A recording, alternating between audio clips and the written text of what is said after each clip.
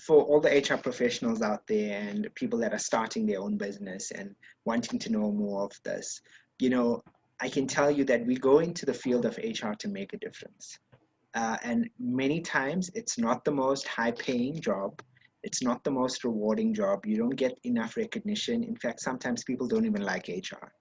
But it's so important for you to remember that you are playing such an important role in shaping the lives of individuals and transforming companies.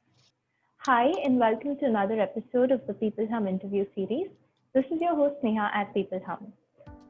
peopleHum is an end-to-end, one-view, integrated human capital management automation platform, the winner of the 2019 Global Cody Award that's specifically built for crafted employee experiences and the future of work. We run the peopleHum blog and channel that receives more than 400,000 visitors a year, and we also publish several interviews with well-known names globally every month. We have with us today Kyle Chetty. Kyle has been working as an HR professional registered with the SABPP and a Gallup Strengths coach.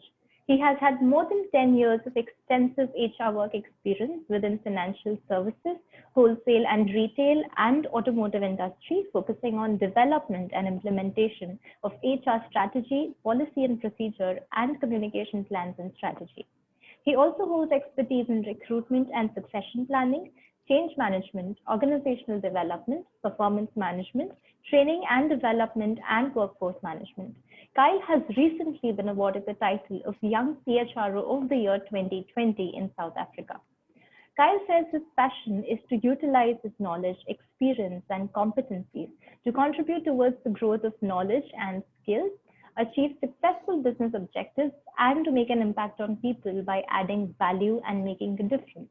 Kyle, I'm sure that you'll definitely be adding value to our interview series and making a difference for our audience. So once again, I'd like to welcome you to peopleHum. Thank you so much for joining us today. Thank you so much. Thank you very, very much for this opportunity. So Kyle, as someone in the field of HR, I'm sure that you can vouch that while the motive behind developmental initiatives within HR is always from a positive perspective, its implementation can be a bit of a challenge. So how would you then suggest that leaders climb out of that hurdle? Sure. I think, change in organizations is always impacted and affected performance and affected people. And I think, any initiative implementation requires proper communication.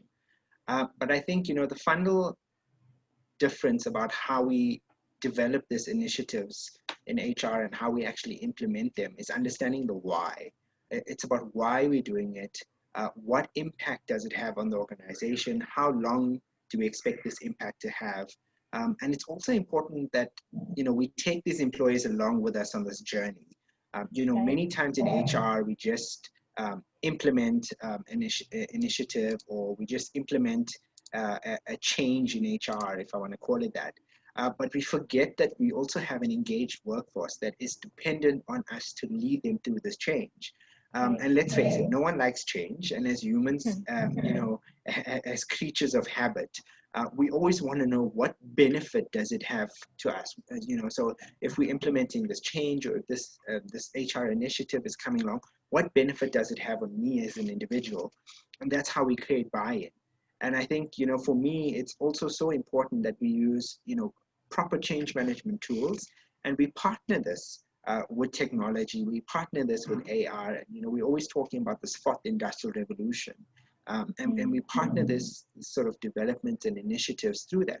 But let's not forget the most important part is that we need to bring the human side back to it. Absolutely, guys. So the next question that I want to ask you is, what according to you are some of the key tenets of recruitment and succession planning based on your experience? I think based on my experience, and I've been in HR for so long, and I really love what I do. And I think, for me, we always hear this, high of passion and trained skill. And it's so important that, sometimes we have highly skilled individuals, but their passion doesn't align with the company's goal.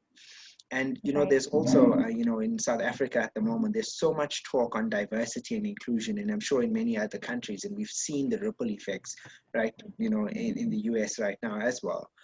you know, but do we actually believe in transformation? Do we actually believe in diversity and inclusion? I was reading an article a long time ago on CIO Africa, and they were talking about, the goal of succession planning isn't to prepare one person to take over a specific role. That's actually called replacement planning. And the difference with succession planning is talking about how do we take a large pool of talented workers, whether they're entry level, going all the way up to senior leadership, and actually preparing them for key roles in the organization. And we need to make sure that these employees have the right skills, they have the right energy, they have the right leadership qualities that will actually benefit the company in the long run. And replacement planning is linear. So, we're preparing a worker, a employee to, take over a position. But succession planning is really about cultivating such a flexible, large selection of talent. And recruitment and selection plays such an important part in the organization. We always hear this, we want the right person on the right seat in the right bus. But what's also so important is about purpose and identifying that person in the right seat and making sure that they align with the company culture, making sure that they align with the company's purpose. And it's also about making sure that we are aware of what are the future skills needed in the organization.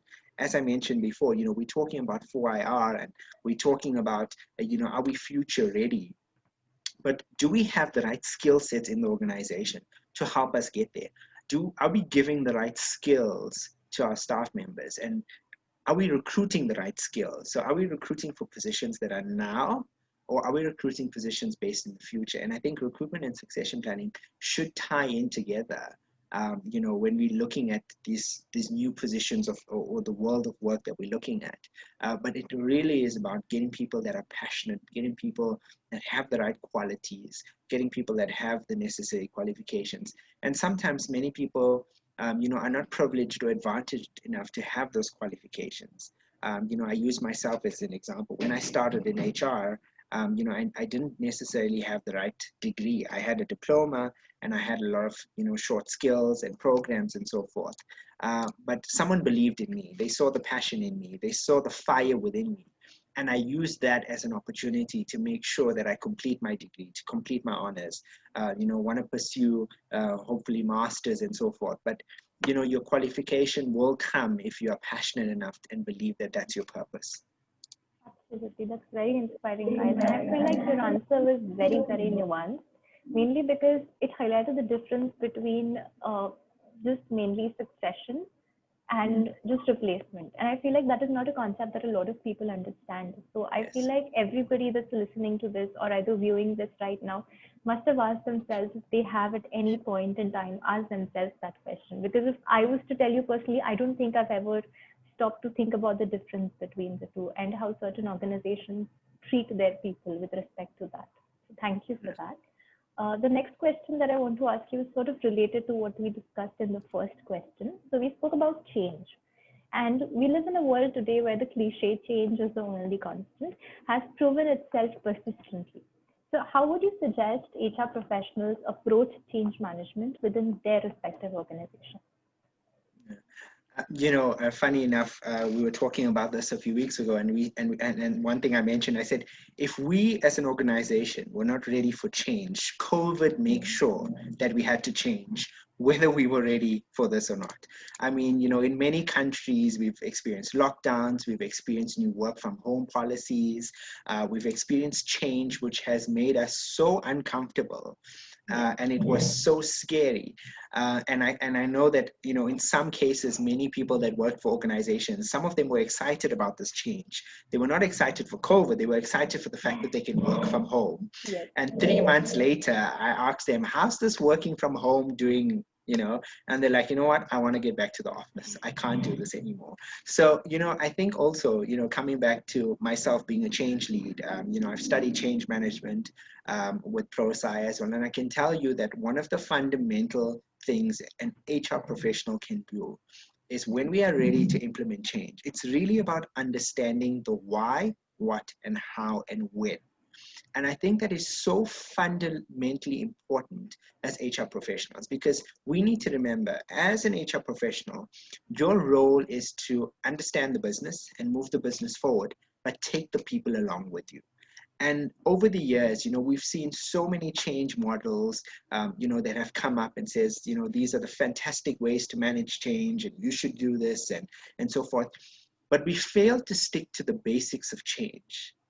We fail to stick with the basics of, let's communicate the change properly. Why are we doing this? How are we doing this? When are we going to get there? And what does this look like for the employee that's going to actually do the change themselves?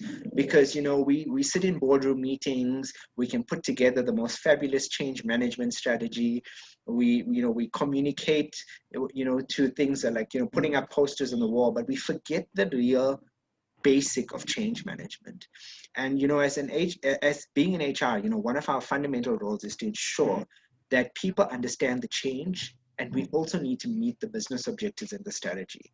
And we have an important role in facilitating and managing this change. And many times, even myself working in some organizations, HR has always been given the back seat when it comes to change management.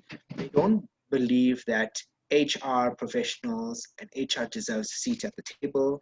They don't believe that HR actually helps with change. You normally get the operations director, you get maybe in IT if there's a technological change, and there's one or two people, and that's it. And then we implement change, and then halfway through the process, everybody looks at, oh, why is this change not working? And then when you do some analysis, oh yes, because our people wasn't involved, or we didn't involve the right HR people to help facilitate this change. And it's so important that as HR professionals in change, we grab a seat at the table.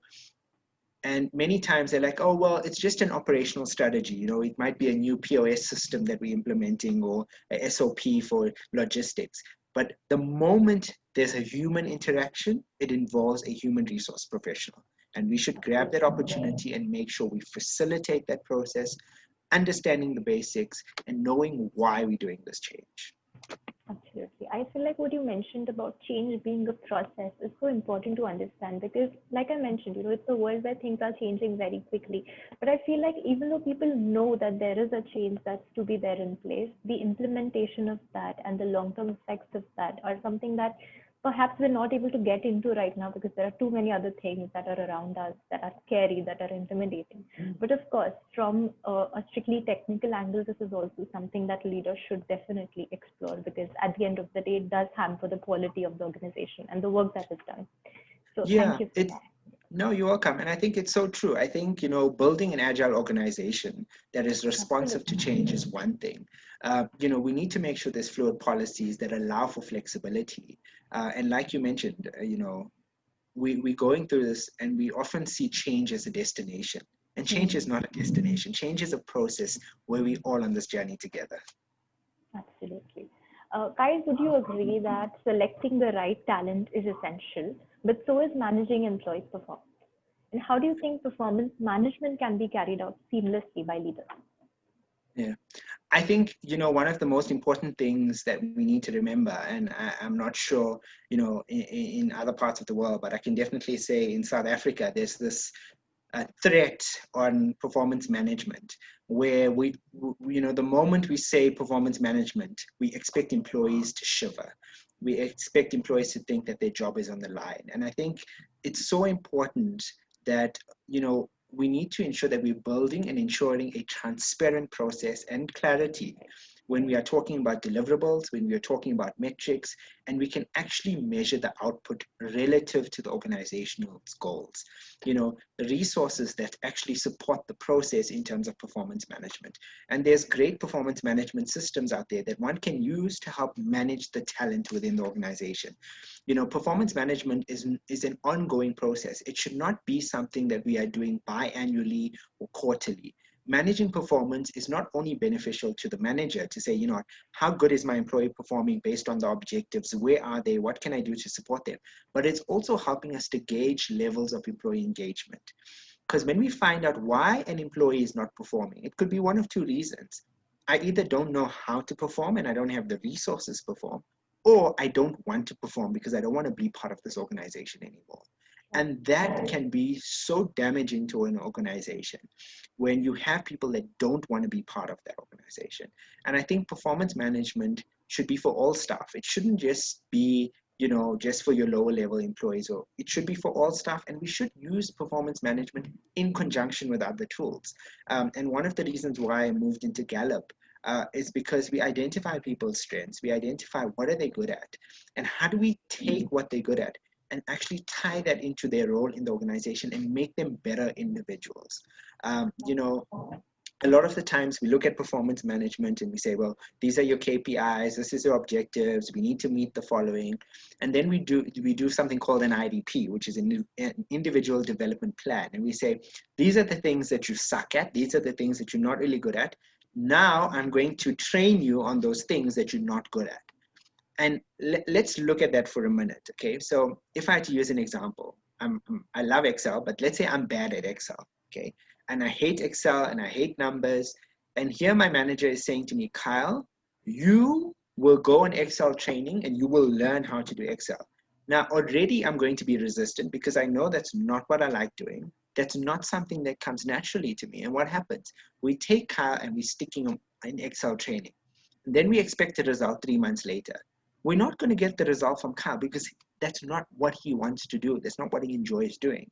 And that's one of the reasons why I advocate for strengths a lot, is because we take an individual's strengths, we understand fundamentally what are they good at, and we take what they're good at and we make them better individuals.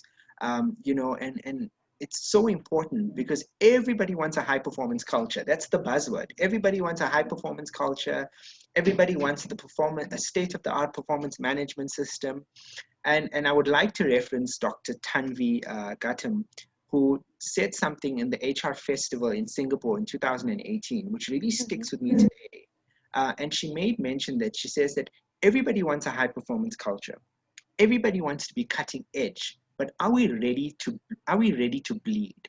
And that stuck with me in so many ways, because we all talk about this high performance culture and being cutting edge in the industry, but do we understand the sacrifices that we need to make? And when we end up bleeding, what happens to the organization? And are we ready for that? You know, do we have enough plasters to stop that bleed and move forward? And it's so important that when it comes to performance management, it shouldn't be a tick box exercise. It's a process where we are looking at the employee, we are looking at their performance, and we're saying, as leaders, how can we help that employee be the best employee they can be? Not every employee wants to grow into senior management positions, and we need to understand that. I always use an example when I used to work for another company. We have such great cashiers, and then we take this cashier and then we make them a front-end controller, and then they suck. We career limit them in this, and then we fire that person, and then we're like, but what happened to that individual? They were such a good individual. We did it as the leadership of the organization. We did it to that individual because we didn't performance manage them correctly. We took them and we made them and gave them a position they didn't want. How about we take that cashier, give them all the skills they need, give them all the training they need, and make that cashier the best cashier in the organization? So I actually fully agree with what you just mentioned, because it's very important to understand where all of these things are leading us and what the bigger picture is going to look like. So thank you for that. And moving on to the last question, Kyle, do you have any passing remarks for our audience? Sure. For all the HR professionals out there and people that are starting their own business and wanting to know more of this, I can tell you that we go into the field of HR to make a difference. And many times it's not the most high paying job. It's not the most rewarding job. You don't get enough recognition. In fact, sometimes people don't even like HR. But it's so important for you to remember that you are playing such an important role in shaping the lives of individuals and transforming companies. We also say that, we need to be, as HR individuals, as young individuals, we need to be respected. We need to, gain a seat at the table. But, what I've noticed, and I've done this to myself, is that by gaining respect at a seat at a table, I'm starting to disrespect myself. And we should stop doing that. We should stop disrespecting ourselves to gain respect from others. Believe in yourself, learn the skills that you need, gain new skills, build the right relationships, and find your purpose.